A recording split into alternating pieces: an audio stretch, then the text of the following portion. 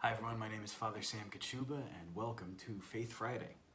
I have this great couple that I've been working with and they're getting married in about a month, and so they brought me this really cool t-shirt as a gift, as a thank you for all the work that I've done with them. And the t-shirt says, yes, I'm a Mets fan, yes, I'm a priest, no, my prayers aren't working either. I think it's great. I want to wear this to a Mets game this year. As you know, I'm a huge Mets fan, and it's been a really rough season to be a Mets fan. It's really difficult sometimes when things aren't going the way that you want it to go. Now, am I praying enough for the Mets? Probably not, and that's a totally different story. But what happens when we pray and it seems like our prayers aren't being answered? Well, very often the reason that our prayers aren't being answered is because we're looking for exactly what we asked for. So I have some idea in my mind, God, let the Mets win more ball games or something like that. And what's going to happen? You know, it may not be a part of God's plan that the Mets win every week or every day or even win once a week at this rate. And that's kind of what we're dealing with. It's rough being a Mets fan, believe me. Sometimes we're asking for something, but we're asking wrongly. The letter to St. James in chapter 4 says this: you ask, but do not receive, because you ask wrongly to spend it on your passions. Sometimes when we go to God and we're praying, we're asking because we want something, because it's for our own thing, and it's just what we want. It's not necessarily really part of God's plan. That's why the Our Father is so beautiful. When we pray the Our Father, we're praying, hallowed be thy name, thy kingdom come, thy will be done. We're asking for God's will to be done. And so when we pray, what we need to always add into our petition, because we can ask for whatever we need, whatever we desire. Jesus tells us to ask and to ask boldly.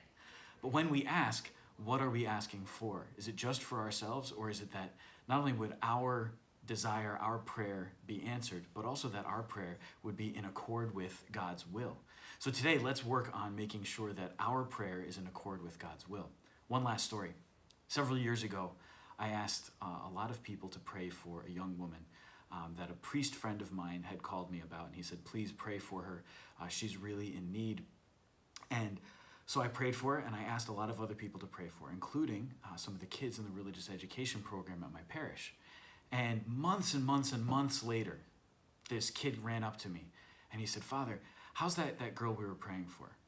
And I said, what do you mean? I had forgotten completely about the whole story. I'd completely forgotten that I had been asking people to pray for her. And he said, well, you asked us to pray for her.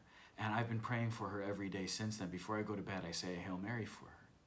And I was really blown away that this kid was praying for her. So I called my priest friend. I said, hey, whatever happened? And he said, well, you know, what we were praying for didn't happen.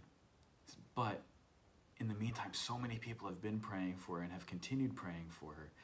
He said, there's been a lot of healing, and there's been a lot of grace, and she's really moving in the right direction. It didn't happen the way I wanted it to, but good things are happening anyway.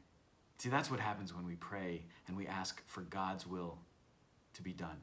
That's what happens when, instead of just asking for what we want, we let other things happen. We let God take control. So when you pray, I want to encourage you, don't be afraid to let God be in control of your prayer.